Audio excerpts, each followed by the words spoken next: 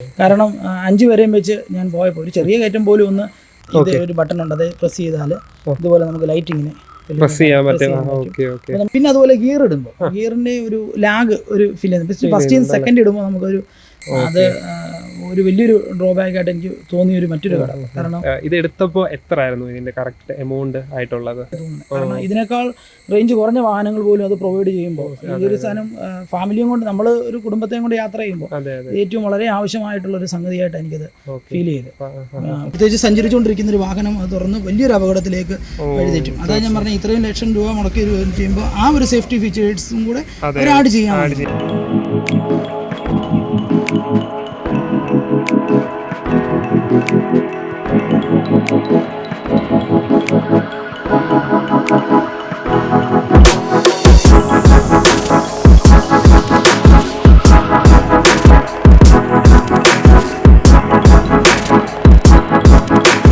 Hello friends, work with ലൈഫിൻ്റെ ഏറ്റവും പുതിയ എപ്പിസോഡിലേക്ക് സ്വാഗതം. നമ്മൾ ഇന്ന് കൊണ്ടുവന്നിരിക്കുന്ന വാഹനം ടാറ്റ പഞ്ചാണ്. ടാറ്റ പഞ്ചിൻ്റെ അഡ്വഞ്ചർ റിതം എന്ന് പറയുന്ന വേരിയൻ്റാണ് നമ്മൾ ഇന്ന് കൊണ്ടുവന്നിരിക്കുന്നത്. ടാറ്റ പഞ്ചിൻ്റെ ഒരു യൂസർ എക്സ്പീരിയൻസ് വീഡിയോ നമ്മൾ നേരത്തെ നമ്മുടെ ചാനലിൽ തന്നെ ചെയ്തിട്ടുണ്ട്. അതിപ്പോൾ വേറെ വേരിയൻ്റ് ആയിരുന്നു, വേറെ ആളുമായിരുന്നു. അപ്പം ഓരോ യൂസേഴ്സിനും ഓരോ എക്സ്പീരിയൻസ് ആയിരിക്കുമല്ലോ. അപ്പം അങ്ങനെ വേറൊരാളുടെ യൂസർ എക്സ്പീരിയൻസ് ഷെയർ ചെയ്യാൻ വേണ്ടിയിട്ടാണ് നമ്മൾ ഇന്ന് വീണ്ടും ടാറ്റ പഞ്ചുമായിട്ട് നമ്മൾ എത്തിയിരിക്കുന്നത്. തീർച്ചയായിട്ടും ടാറ്റ പഞ്ച് എന്ന് പറയുമ്പോൾ ഇറങ്ങിയപ്പോൾ തന്നെ ആളുകളുടെ മനസ്സിലൊക്കെ വളരെയേറെ സ്ഥാനം പിടിച്ച നമ്മുടെ ഇന്ത്യൻ പ്രമുഖ നിർമ്മാതാക്കളായ ടാറ്റ എന്നൊരു ബ്രാൻഡിൻ്റെ ആണല്ലോ നമ്മുടെ ടാറ്റ പഞ്ച് എന്ന് പറയുന്നത്. അതും ടാറ്റ പഞ്ച് ലോഞ്ച് ചെയ്തപ്പോൾ തന്നെ ആളുകൾക്കൊക്കെ വളരെ പ്രിയപ്പെട്ട ഒരു വാഹനമായിരുന്നു നമ്മുടെ പഞ്ച്. അപ്പം അതിൻ്റെ അഡ്വഞ്ചറിൻ്റെ റിതം വേരിയൻറ്റിൻ്റെ യൂസർ എക്സ്പീരിയൻസ്, അതിൻ്റെ മൈലേജും അതിൻ്റെ പ്രൈസും അതിൻ്റെ യൂസർ ഓടിച്ചിട്ടുള്ള കാര്യങ്ങളെല്ലാം നമ്മൾ ഈ വീഡിയോയിലൂടെ നമ്മൾ ഡിസ്കസ് ചെയ്യുന്നതായിരിക്കും. അപ്പം നമുക്ക് ഇതിൻ്റെ ഓണറെ നമ്മുടെ ഈ വീഡിയോയിലേക്ക് സ്വാഗതം ചെയ്യാം. അപ്പോൾ നമ്മുടെ അഡ്വഞ്ചർ മോഡലിൻ്റെ ഓണർ ഇവിടെ എത്തിയിട്ടുണ്ട്. ഫാദർ ജേക്കബിൻ്റെ ആണ് ഈ വാഹനം. നമുക്ക് അദ്ദേഹത്തോട് ചോദിച്ച് ഇതിൻ്റെ കാര്യങ്ങൾ മനസ്സിലാക്കാം. അച്ഛാ നമസ്കാരം. അച്ഛാ, അപ്പം ടാറ്റ പഞ്ച് സ്വന്തമാക്കിയിട്ട് എത്ര കാലമായി? ഏകദേശം 2 മാസം ആവുന്നു, 1.5 മാസം കഴിഞ്ഞു ആകുന്നു. ഓക്കെ. അപ്പം നേരത്തെ ഈ വാഹനം അച്ഛൻ വേറെ ഏതൊക്കെയാണ് യൂസ് ചെയ്തുകൊണ്ടിരിക്കുന്നത്? ബലെനോ യൂസ് ചെയ്യുന്നുണ്ട്. അപ്പം ടാറ്റ പഞ്ച് അപ്പോൾ എടുത്തത്. അപ്പം എന്തുകൊണ്ടാണ് ടാറ്റ പഞ്ചിലേക്ക് വന്നത്? ഗ്രൗണ്ട് ക്ലിയറൻസ് ഒക്കെ നോക്കിയിട്ടാണോ അതോ ടാറ്റ എന്ന ബ്രാൻഡ് നോക്കിയിട്ടാണോ? ഞാൻ നമ്മുടെ ബഡ്ജറ്റിൽ ഒരു 8 ലക്ഷം റേഞ്ചിലുള്ള ഒരു വാഹനമായിരുന്നു ഞങ്ങൾ നോക്കിയത്. അതിൽ മാരുതിയുടെ വേണ്ട എന്നുള്ള ഒരു ഓൾറെഡി ഉള്ളതുകൊണ്ട് മറ്റൊരു ഓപ്ഷനാണ് നോക്കിയത്. അപ്പം അത് കുറച്ചുകൂടി ഗ്രൗണ്ട് ക്ലിയറൻസ് ഉള്ള ഒരു വാഹനം വേണമെന്നുണ്ടായിരുന്നു. ഒരു SUV, മിനി SUV ഒരു മോഡലായത്. അതിലൊരു അങ്ങനെയുള്ള വാഹനങ്ങൾ ഇഷ്ടമാണ്. ആ ഒരു ഇതിൽ നോക്കിയപ്പോൾ കൈഗറും നമ്മുടെ മാഗ്നൈറ്റ് ഈ 2 വാഹനങ്ങളും ഞാൻ നോക്കിയപ്പോൾ പിന്നെ ഒടുവിൽ ഇന്ത്യൻ വാഹനം എന്ന നിലയിലേക്ക് ഞാൻ പഞ്ച് ടാറ്റയിലേക്ക് വന്നു. അപ്പം മെയിനായിട്ട് മറ്റൊരു കാര്യം എന്ന് പറയുന്നത് ഇതിന് 5 സ്റ്റാർ സേഫ്റ്റി വരുന്നുണ്ട്. ഗ്ലോബൽ എൻക്യാപ്പിന്റെ 5 സ്റ്റാർ റേറ്റിംഗ് വരുന്നുണ്ട്. ഓക്കെ. അപ്പം അതെല്ലാം നോക്കിയിട്ട് ടാറ്റ പഞ്ചിലേക്ക് വന്നു. അപ്പം ഇത് എടുത്തപ്പോൾ ഇത് ഏത് വേരിയന്റ് ആണ്? ഇത് അഡ്വഞ്ചർ എന്ന് പറഞ്ഞ ഇതാണ്. അതിൻ്റെ കൂടെ റിതം ബൈക്ക് എന്ന് പറയുന്ന ഒരു ബൈക്ക് കൂടെ അവർ തരുന്ന. അതിനകത്ത് അഡ്വഞ്ചറിനകത്ത് സാധാരണ ഒരു മ്യൂസിക് സിസ്റ്റത്തിൻ്റെ ഇത് മാത്രമേ ഉള്ളൂ. അഡ്വഞ്ചർ റിതം ബൈക്ക് നമ്മൾ ആഡ് ചെയ്യുമ്പോൾ ഒരു LCD ഡിസ്പ്ലേയും ക്യാമറയും ഉൾപ്പെടെ കമ്പനി തരുന്ന അങ്ങനെ തന്നെ പ്രൊവൈഡ് ചെയ്യുന്നുണ്ട്. ആഫ്റ്റർ മാർക്കറ്റിനെ ഒന്നും ആശ്രയിക്കേണ്ട കാര്യമില്ല, ഷോറൂമിൽ തന്നെ അവർ ചെയ്തു തരുന്നുണ്ട്. അവരുടെ അത് തന്നെ ഹെർമന്റെ അതേ ഇത് സ്പീക്കേഴ്സും കാര്യങ്ങളും എല്ലാം ചെയ്തു വരുന്നുണ്ട്. ഓക്കെ. അപ്പം ഇത് എടുത്തപ്പോൾ എത്രയായിരുന്നു ഇതിന്റെ കറക്റ്റ് എമൗണ്ട് ആയിട്ടുള്ളത്? എല്ലാം കൂടെ 7.75 രൂപയായി. 7.75 ഓൺ റോഡിന് കിട്ടി. അതായത് വിത്ത് റിതം പാക്ക് കൂടെ കൂട്ടിയിട്ട് 7.75 കിട്ടി. അപ്പം 7.75 കിട്ടിയിട്ട് അച്ഛൻ എങ്ങനെയാണ് അതിനുള്ളത്? അതായത് ഇപ്പം ആ ഒരു റേഞ്ചിലുള്ള വേറൊരു വാഹനം ഉപയോഗിക്കുന്നതുകൊണ്ട് ചോദിക്കുകയാണ്. അപ്പം ബലേനയുമായിട്ട് കമ്പയർ ചെയ്യുന്ന സമയത്ത് ഇത് എന്തൊക്കെ വ്യത്യാസങ്ങൾ ഫീൽ ചെയ്തു ഇത്ര നാൾ ഉപയോഗിച്ചതിലൂടെ? തീർച്ചയായും ബലേനയുമായിട്ട് ഒരുപാട് വ്യത്യാസമുണ്ട്. നല്ല അതിൻ്റെതായ അതിനേക്കാൾ പോസിറ്റീവായിട്ടും ഉണ്ട്, നെഗറ്റീവായിട്ടും എനിക്ക് എക്സ്പീരിയൻസ് ഉണ്ട്. പ്രത്യേകിച്ച് പോസിറ്റീവായിട്ട് പറയുമ്പോൾ ഈ വണ്ടിക്ക് കുറച്ചുകൂടി അതിനേക്കാൾ കുറച്ചുകൂടി യാത്രാസുഖം ഉണ്ടെന്ന് എനിക്ക് ഫീൽ ചെയ്തു. കാരണം ഓഫ് റോഡിൽ പ്രത്യേകിച്ച് ഓഫ് റോഡിൽ യാത്ര ചെയ്യാനൊക്കെ വളരെ നല്ലൊരു വാഹനമായിട്ട് എനിക്ക് ഫീൽ ചെയ്തു. പ്രത്യേകിച്ച് പുറകെ ഇരിക്കുന്നവർക്കും അവരറിയത്തില്ല നമ്മൾ എത്ര യാത്ര ചെയ്താലും അത്ര ഒരു പ്രയാസമൊന്നും തോന്നത്തില്ല റോഡിൽ കൂടെ പോയാലും. പിന്നെ നമ്മൾ അത്യാവശ്യം ഒത്തിരി ലോങ്ങൊന്നും പോയില്ല എങ്കിൽ പോലും കുറച്ച് പോയപ്പോഴൊക്കെയും പുറകെ ഇരുന്നവരുടെ എക്സ്പീരിയൻസ് വെച്ച് നല്ലതാണ് എന്നുള്ള ഒരു മനസ്സിലായി. രണ്ട് വണ്ടി ഉപയോഗിക്കാൻ മനസ്സിൽ പെട്ടെന്ന് കമ്പയർ ചെയ്യാൻ പറ്റുമല്ലോ. തീർച്ചയായും ബലെനോ നല്ല വണ്ടിയാണ്. ഇതുവരെ ഒത്തിരി നാളുണ്ട്, ഞാൻ ഒത്തിരി 1.5 വർഷം കൊണ്ട് ഉപയോഗിക്കുന്നുണ്ട്. കൃത്യമായിട്ട് എനിക്കറിയാം ബലെനോ നല്ല വണ്ടിയാണ്.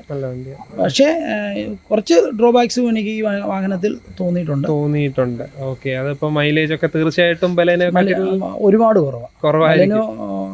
ഒരു 19 ഒക്കെ എനിക്ക് കിട്ടും, സ്ഥിരമായിട്ട് കിട്ടുന്നുണ്ട്. പിന്നെ ഇതിന് 13 മാത്രമേ എനിക്ക് കിട്ടുന്നുള്ളൂ. 13 മൈലേജ് കിട്ടുന്നത്. സർവീസ് കഴിഞ്ഞു 13 മാത്രമേ കിട്ടുന്നുള്ളൂ. അപ്പം അതൊരു ചെറിയൊരു പോരായ്മയായിട്ട് തീർച്ചയായും പോരായ്മ തന്നെയാണ്. പിന്നെ അതിൻ്റെ അകത്ത് ഫീച്ചറും ഒക്കെ വെച്ച് നോക്കുമ്പോൾ ഇതിനകത്ത് കുറേയൊക്കെ കുറവാണെന്ന് എനിക്ക് തോന്നി. അതേ റേഞ്ചിലുള്ള ഒരു വാഹനവും വെച്ച് നോക്കുമ്പോൾ ഇപ്പോൾ ഇത്രയും അതിന് ശേഷം ഇറങ്ങിയ ഒരു വാഹനമാണ്. കുറച്ചുകൂടി ഫീച്ചേഴ്സ് ശേഷം ഇറങ്ങുമ്പോൾ കുറച്ചുകൂടി ഫീച്ചേഴ്സ് അവർക്ക് ഉൾപ്പെടുത്താം എന്ന് എനിക്ക് തോന്നി. നോർമലായിട്ടൊരു വലിയ ഒരു 8 ലക്ഷം രൂപ റേഞ്ച് വരുന്ന ഒരു വാഹനത്തിന് കുറച്ചുകൂടി സേഫ്റ്റി പ്രധാനമാണ്. അവർ പറയുന്നുണ്ട് 5 സ്റ്റാർ ഒക്കെ ആണെന്ന് പറയുമ്പോഴും അകത്തുള്ള ചില ഫീച്ചേഴ്സ്, ബേസിക് ഫീച്ചേഴ്സ്, അല്ലാതെ വലിയ പ്രീമിയം ഫീച്ചേഴ്സ് അല്ല ചോദിക്കുന്നത്. തീർച്ചയായും. ഓക്കെ, അത് എന്തൊക്കെയാണ് അപ്പൊ അച്ഛന് ഫീൽ ചെയ്തുള്ളതെന്ന് പറഞ്ഞപ്പം? എനിക്കിതിനകത്ത് മെയിനായിട്ട് തോന്നിയത് സെൻട്രൽ ലോക്ക് ഇല്ല. ഇപ്പോൾ ഒരാൾ ഫ്രണ്ടിൽ നമ്മളൊരു കുഞ്ഞുങ്ങളെ കൊണ്ടൊക്കെ യാത്ര ചെയ്യുമ്പോൾ നമുക്ക് ഇതിനകത്തൊന്ന് ലോക്ക് ചെയ്യാനുള്ള ഒരു ഓപ്ഷൻ ഇല്ല. എനിക്ക് ഇവിടെ ലോക്ക് ചെയ്യാമെങ്കിലും അത് അവർക്ക് ഫ്രണ്ടിലിരിക്കുന്നവർക്ക്, കുഞ്ഞുങ്ങളൊക്കെ നമ്മുടെ കയ്യിലിരിക്കുന്നവർ ഒന്ന് തുറന്നാൽ, ആ ഡോറിന്റെ തുറക്കുന്ന ലോക്ക് ഒന്ന് തുറന്നാൽ പെട്ടെന്ന് ഡോറ് തുറന്നു പോകും. അത് അങ്ങനെ ഒരു പ്രശ്നമാണ് ഉള്ളത് ഫ്രണ്ടിൽ. മെയിനായിട്ട് അത് വലിയൊരു ഡിസഡ്വാൻറ്റേജ് ആയിട്ട് എനിക്ക് തോന്നിയത്. നമുക്ക് അങ്ങനെ ഒരു ഓപ്ഷനും കൂടി കൊടുക്കുമ്പോൾ, ഇത്രയും സേഫ്റ്റി കൊടുക്കുമ്പോൾ അതൊരു വലിയൊരു ഡ്രോബാക്ക് ആയിട്ട് എനിക്ക് തോന്നുന്നത്. കാരണം ഇതിനേക്കാൾ റേഞ്ച് കുറഞ്ഞ വാഹനങ്ങൾ പോലും അത് പ്രൊവൈഡ് ചെയ്യുമ്പോൾ ഈ ഒരു സാധനം ഫാമിലിയും കൊണ്ട്, നമ്മൾ ഒരു കുടുംബത്തെയും കൊണ്ട് യാത്ര ചെയ്യുമ്പോൾ ഏറ്റവും വളരെ ആവശ്യമായിട്ടുള്ള ഒരു സംഗതിയായിട്ട് എനിക്കത് ഫീൽ ചെയ്ത്. ഇതാണല്ലേ ലോക്കിന്റെ പറഞ്ഞതല്ലേ? അത് തന്നെ. എന്തായിരുന്നു പ്രത്യേകിച്ച് നമ്മൾ അകത്തിരുന്നുകൊണ്ട് ഒരാൾക്ക് ഡോർ തുറന്നു കൊടുക്കണമെങ്കിൽ, നമ്മൾ ലോക്ക് തുറക്കണമെങ്കിൽ നമ്മൾ ഇങ്ങനെയാണ് തുറന്നു കൊടുക്കണം. ഇങ്ങനെ പ്രസ് ചെയ്യുമ്പോഴേ ഓൾറെഡി എല്ലാം ഓപ്പൺ ആവും. അപ്പം ഇങ്ങനെ പ്രസ് ചെയ്യുമ്പോൾ ലോക്കും ഇങ്ങനെ ആകുമ്പോൾ ഓപ്പൺ. ഇതാണ് ഓപ്പൺ. അത്രയും ലോക്ക് സിസ്റ്റം അവർ കൊടുത്തിട്ടുള്ളൂ. അതൊരിക്കലും സേഫ് ആയിട്ടുള്ളതെന്ന് പറഞ്ഞിട്ടില്ല. അപ്പുറത്ത് ഫ്രണ്ടിൽ ഇരിക്കുന്ന ആ സൈഡിലുള്ള ആളിനെ സംബന്ധിച്ചിടത്തോളം നമ്മൾ അങ്ങനെ ചെയ്യുന്നു പറയുമ്പോഴും അവിടെ ഒരു കുഞ്ഞ് ഉണ്ടെങ്കിൽ അവന് ആ ലോക്ക് ഇങ്ങനെ ഒന്ന് പിടിച്ചാൽ ആ ഡോർ ഓപ്പൺ ആയി വരും. അത് വലിയ, പ്രത്യേകിച്ച് സഞ്ചരിച്ചുകൊണ്ടിരിക്കുന്ന ഒരു വാഹനം അത് തുറന്ന് വലിയൊരു അപകടത്തിലേക്ക് വഴിതെറ്റും. അതായത് ഞാൻ പറഞ്ഞ ഇത്രയും ലക്ഷം രൂപ മുടക്കി ചെയ്യുമ്പോൾ ആ ഒരു സേഫ്റ്റി ഫീച്ചേഴ്സും കൂടെ ആഡ് ചെയ്യാമായിരുന്നു. തീർച്ചയായിട്ടും. മൈലേജിന്റെ പ്രശ്നം അതും ഒരുപാട് കുറവാണ്. ഇപ്പോഴത്തെ ഒരു പെട്രോളിന്റെ ഒരു വിലയൊക്കെ അനുസരിച്ച് നോക്കുമ്പോൾ നമുക്ക് എപ്പോഴും നല്ലപോലെ ഫ്യൂൽ ചിലവാകുന്നുണ്ട്. മീൻസ് എപ്പോഴും മൈലേജ് 13 എന്ന് പറയുമ്പോൾ തീരെ ഒരു കോമ്പാക്ട് SUV ആണ്. അതാകുമ്പോൾ നമ്മൾ കുറച്ചുകൂടെ പ്രതീക്ഷിക്കുന്നുണ്ടായിരുന്നു. പിന്നെ എനിക്ക് പിന്നെയും 13 കിട്ടുന്നുണ്ട്. എൻ്റെ ഒരു കസിന് 8 കണ്ടൊക്കെ ആദ്യമൊക്കെ കിട്ടും. പലർക്കും പല ഇതാണ്. സർവീസ് നമ്മൾ ആദ്യം ചെയ്ത ടാറ്റ പഞ്ചിന്റെ ഒരു യൂസർ റിവ്യൂ നമ്മൾ ആദ്യം ചെയ്തിട്ടുണ്ടായിരുന്നു. അപ്പോൾ അവർക്കും തീരെ കുറവായിരുന്നു കിട്ടുന്നത്. പിന്നീട് ഫസ്റ്റ് സർവീസിന് ശേഷം കിട്ടി എന്നാണ് പറഞ്ഞത്. എനിക്കൊരു ആദ്യമൊക്കെ 14 ഒക്കെ വന്നു. ഇപ്പോൾ ഒരു 13 സ്ഥിരമായിട്ട് റേഞ്ച് കൃത്യമായിട്ട്. ഓക്കെ, അപ്പം അതൊരു ചെറിയൊരു കുറവായിട്ട് നമുക്ക് പറയാൻ പറ്റും. കാരണം ഇത്രയും ഒരു വണ്ടിക്ക് കുറച്ചുകൂടെ മൈലേജ് കിട്ടേണ്ടതാണ് അല്ലേ? ഓക്കെ. പിന്നെ വേറെ എന്തൊക്കെയാണ് ടാറ്റ പഞ്ച് യൂസ് ചെയ്തിട്ടുള്ള എക്സ്പീരിയൻസ്? യാത്രയുടെ കാര്യത്തിൽ നമുക്ക് ഒരു നല്ലൊരു വാഹനം തന്നെയാണ്. ഗ്രൗണ്ട് ക്ലിയറൻസും വലിയൊരു അഡ്വാൻറ്റേജ്. വീട്ടിലോട്ട് ഇവിടെ കയറുന്നിടത്തൊക്കെ പ്രത്യേകിച്ച് ബലേനോയ്ക്ക് തീരെ ഗ്രൗണ്ട് ക്ലിയറൻസ് കുറവാണ്. അതാണ് അതിന്റെ ഒരു പ്രശ്നം. അത് ഇവിടെ പോയാലും ഒന്ന് തട്ടുന്ന ഒരു സ്ഥിതി. ആ സ്ഥിതിയിൽ നിന്ന് ഇത് കൃത്യമായിട്ട് വലിയൊരു അപ്ഗ്രേഡ് ആണ്. അങ്ങനെ നോക്കുമ്പോൾ ഇതാണ് ഒരു SUV ഒരു ഫീലാണ് നമുക്ക്. പൂർണ്ണമായ ഒരു SUV അല്ല എങ്കിൽ പോലും നമുക്ക് അത് കിട്ടും ഓടിക്കുന്നതിൻ്റെ ഒരു സുഖം. പിന്നെ ഒരു പോസിറ്റീവ്, ഇതിനകത്ത് ഇരുന്ന് കഴിഞ്ഞാൽ നമുക്ക് നല്ല വ്യൂ ആണ്. ഫ്രണ്ടിൽ ഇരുന്ന് ഓടിക്കുന്ന ഒരാൾക്ക് റോഡ് മുഴുവൻ നല്ലതുപോലെ കാണാനായിട്ട് സാധിക്കും. പ്രത്യേകിച്ച് ഗേൾസിനൊക്കെ നല്ലൊരു വാഹനം. പ്രത്യേകിച്ച് ഞാൻ എൻ്റെ അനിയത്തിക്കും കൂടെ ഉദ്ദേശിച്ചാണ് എടുത്തത്. അപ്പോൾ അത് നോക്കുമ്പോൾ അവർക്ക് നല്ലതുപോലെ റോഡ് നല്ലതായിട്ട് കാണാം. അത് ഇരുന്ന് പോകുമ്പോൾ നമുക്ക് ബലേനോട് ഒരു പ്രശ്നം, നമ്മൾ ഒത്തിരി കുഴിയിലിരിക്കുന്ന പോലെ. അത് ഓടിച്ചിട്ട് ഇതിലോട്ട് കയറുമ്പോൾ വേറൊരു അനുഭവമാണ്. ഇതിന് അതിലോട്ട് പോകുമ്പോഴും വേറൊരു ആ ഒരു പ്രശ്നമുണ്ട്. അങ്ങനെ നോക്കുമ്പോൾ രണ്ട് സെഗ്മെന്റ് വാഹനങ്ങളാണ് എങ്കിലും പ്രൈസ് വൈസ് കമ്പയർ ചെയ്യുമ്പോൾ അങ്ങനെ കുറച്ച് വ്യത്യാസങ്ങളാണ് നമുക്ക് അറിയാൻ പറ്റുന്നത് അല്ലേ? തീർച്ചയായും. ഓക്കെ. പിന്നെ ലുക്ക് വൈസ് ഏതായാലും ഒറ്റ നോട്ടത്തിൽ തന്നെ നമുക്ക് ഇഷ്ടപ്പെട്ടു. ലുക്ക് നല്ലതാണ്, എല്ലാ കാര്യങ്ങളും എല്ലാം കൊണ്ടും അങ്ങനെ നോക്കുമ്പോൾ വളരെ എല്ലാ കാര്യത്തിലും ഇഷ്ടപ്പെട്ടിട്ടുണ്ടായിരുന്നു. ഓക്കെ. വേറെ എന്തൊക്കെയാ വെച്ചാൽ നമ്മളെ ടാറ്റ പഞ്ചിൽ ഏറ്റവും ഇഷ്ടപ്പെട്ട കാര്യങ്ങൾ എന്ന് പറയാനായിട്ടുള്ള 1-2 കാര്യങ്ങൾ എന്ന് പറയുന്നത്, നമുക്ക് എവിടെയെങ്കിലും നമ്മുടെ വണ്ടി എവിടെയെങ്കിലും പാർക്ക് ചെയ്തിട്ട് നമുക്കാണെങ്കിൽ ഈ വണ്ടി ഒന്ന് എടുക്കണമെന്നുണ്ടെങ്കിൽ തന്നെ ഇതുപോലെ ഇതിലൊരു ലൈറ്റ് ഉണ്ട്, ഇത് ഒരു ബട്ടൺ ഉണ്ട്, അത് പ്രസ് ചെയ്താൽ ഇതുപോലെ നമുക്ക് ലൈറ്റിങ്ങിന് നമ്മുടെ വണ്ടി എളുപ്പം കണ്ടുപിടിക്കാനും ഒരു റിമോട്ടിൽ തന്നെ നമുക്ക് രാത്രി പാർക്ക് ചെയ്തിട്ട് പോകുമ്പോൾ നമുക്ക് നമ്മള് വ്യൂ കഴിയുന്നിടം വരെ നമുക്ക് വെട്ടം കിട്ടും അല്ലേ? കിട്ടും, തീർച്ചയായും. അതായത് നല്ലൊരു ഓപ്ഷനായിട്ട് തോന്നി. അതുപോലെ തന്നെ ട്രാഫിക് സിഗ്നൽ നമ്മൾ ഓട്ടോ സ്റ്റാർട്ട് എന്ന് പറയുന്ന ഒരു ഓപ്ഷൻ അത് ഇനി വന്നിട്ടുണ്ട്. വണ്ടി ട്രാഫിക്കിലൊക്കെ ചെന്ന് നമ്മൾ ന്യൂട്രലാക്കി കഴിഞ്ഞാൽ വണ്ടി ഓഫ് ആയിക്കോളും. പിന്നെ നമ്മൾ ആ ക്ലച്ചിൽ ഒന്ന് ചവിട്ടി കഴിയുമ്പോൾ കൃത്യമായിട്ട് അത് സ്റ്റാർട്ട് ആവുകയും അതൊരു നല്ലൊരു ഫീച്ചറായിട്ട് ഫ്യൂലൊക്കെ തീർച്ചയായും ഫ്യൂൽ കൺസപ്ഷൻ വളരെ നല്ലതായിട്ട് ചെയ്യുന്നുണ്ട്. അപ്പം അങ്ങനത്തെ കാര്യങ്ങളും പഞ്ച് പ്രോ ചെറിയ കാര്യങ്ങൾ മാറ്റിയിട്ടുണ്ടെങ്കിലും വേറെ കുറെ കാര്യങ്ങളും കൂടെ അവർ തരുന്നുണ്ട്. പിന്നെ ബൂട്ട് സ്പേസിന്റെ സ്പേസ് അത്യാവശ്യം നല്ല ബൂട്ട് സ്പേസ് ഉണ്ട്. എനിക്ക് തോന്നുന്നു 360 ലിറ്റർ അത്യാവശ്യം നമുക്ക് ലഗേജുകളൊക്കെ അത്യാവശ്യം വെക്കാനുള്ള ഉണ്ട്, നല്ലപോലെ ഉണ്ട്. പിന്നെ റിയറിൽ AC ഇല്ല എന്നല്ലേ മറ്റൊരു അതൊരു പ്രശ്നം, റിയറില് AC വിൻഡോ ഇല്ല എന്നുള്ള എനിക്കൊരു തോന്നി. പിന്നെ എങ്കിലും കുഴപ്പമില്ല, നമ്മളെ അത്രയും ബാധിക്കുന്നില്ല, കിട്ടുന്നുണ്ട്, എല്ലാം കൂളാവുന്നുണ്ട്. പിന്നെ മോഡ് ട്രാഫിക് രണ്ട് മോഡുണ്ട്, സിറ്റി എന്നും എക്കണോമി എന്ന് പറയുന്ന 2 മോഡുണ്ട്. അപ്പം സിറ്റിക്ക് കുറച്ചുകൂടെ പവർ ഉണ്ടാവും, എക്കണോമി ആകുമ്പോൾ പവർ ഫീൽ ആവുന്നുണ്ട്. നമുക്ക് ഒത്തിരി ഒരു 60+ പോകാൻ എക്കണോമി പറ്റത്തില്ലെന്നാ ഞാൻ മനസ്സിലാക്കുന്നത്. ഞാൻ ഓടിപ്പോ കാണിക്കും അതിനകത്ത് അത് ബ്ലിങ്ക് ചെയ്യുന്നുണ്ടായിരിക്കും അല്ലേ, പറയും. അതും അത് എക്കണോമി മോഡിൽ ഇട്ടാൽ നമുക്ക് മൈലേജ് നമുക്ക് തീർച്ചയായിട്ടും അത് വ്യത്യാസം ഫീൽ ചെയ്യുന്നുണ്ട്. വലിയ പവർ കാണത്തില്ലെന്നുള്ളേ ഉള്ളൂ. പക്ഷേ നോർമൽ ആയിട്ടുള്ള ഒരു ചെറിയ ഓട്ടത്തിന് വലിയ സ്പീഡിൽ വലിയ കാര്യങ്ങൾക്കും പോകാത്ത വലിയ സാധാരണ റോഡിൽ കൂടെ പോകുന്ന ഒരാൾക്ക് അത് അതിന്റെ ആവശ്യമേ ഉള്ളൂ. അതൊരു നല്ലൊരു ഓപ്ഷനാണ് എനിക്ക് തോന്നുന്നത്. പിന്നീട് എനിക്ക് വളരെ ഇഷ്ടമായിട്ട് തോന്നിയത് ഈ വാഹനത്തിന് 90 ഡിഗ്രി ഡോറാണ്. അതുകൊണ്ട് പ്രായമായുള്ള ആളുകൾക്ക് കയറാനും ഇറങ്ങാനും ഒക്കെ നമുക്ക് തന്നെ അത് ഫീൽ ചെയ്യും. കൊണ്ടുവന്നൊരു മാറ്റം. ഇപ്പോഴത്തെ എല്ലാ വാഹനങ്ങളും അത് തന്നെ, എല്ലാ ഇത് തന്നെയാണ്, ഇതിലും അത് തന്നെയാണ്. അതുകൊണ്ട് തന്നെ നമുക്ക് കുറച്ച് കയറാനും ഇറങ്ങാനും എല്ലാം വളരെ യൂസ്ഫുൾ ആയിട്ട് തോന്നിയിട്ടുണ്ടല്ലേ. പിന്നെ എങ്ങനെയാണ് വെച്ചാൽ അതിന്റെ സ്റ്റിയറിംഗ് കംഫോർട്ടും അതുപോലെ ബ്രേക്കിങ്ങും ഒക്കെ എങ്ങനെ പറയുകയാണെന്നുണ്ടെങ്കിൽ സ്റ്റിയറിംഗ് നല്ലതാണ്. ഓടിക്കുമ്പോൾ തന്നെ നമുക്ക് അതിന് നല്ലൊരു സ്മൂത്ത്നെസ് ഫീൽ ചെയ്യുന്നുണ്ട്. നല്ല സ്റ്റിയറിംഗിന്റെ കാര്യത്തിൽ എടുത്തു പറയേണ്ട കാര്യമാണ്, നല്ല സ്മൂത്താണ്. ഓടിക്കുമ്പോൾ ഒരു പ്രത്യേക ഒരു കംഫർട്ട്നെസ് നമുക്ക് ഫീൽ ചെയ്യുന്നുണ്ട്. പിന്നെ ബ്രേക്കും അത് ഒരു കുഴപ്പമില്ല, എന്നാലും പ്രോബ്ലം ഒന്നും അത്ര എനിക്ക് ഫീൽ ചെയ്തിട്ടില്ല, കുഴപ്പമില്ല. എല്ലാം കാര്യങ്ങളെല്ലാം വരുന്നുണ്ട്, സേഫ്റ്റിയാണ്, സേഫാണ്.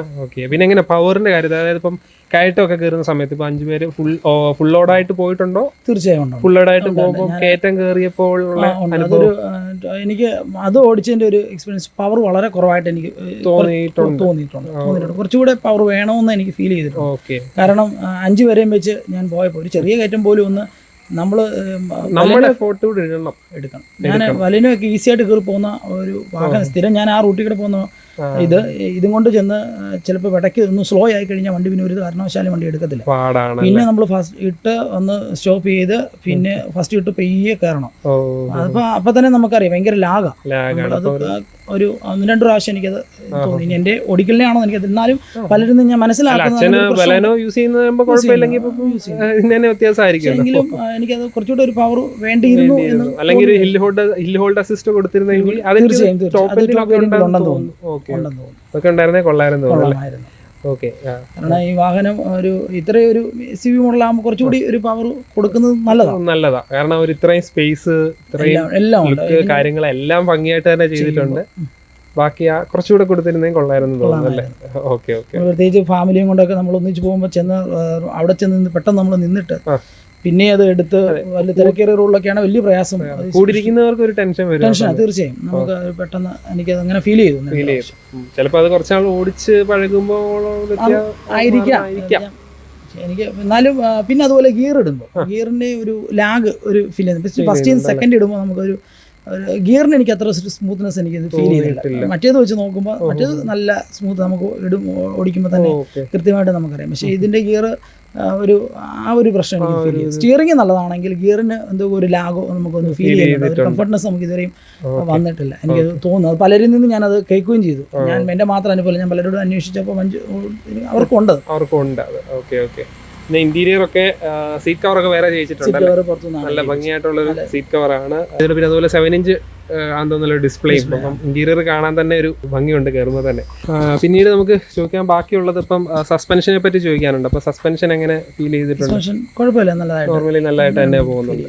വേറെ എന്താണ് ഒരു പോരായ്മ എനിക്ക് തോന്നുന്നത് മിറർ ഓട്ടോ ഫോൾഡ് ചെയ്യാൻ നമുക്ക് പറ്റത്തില്ല.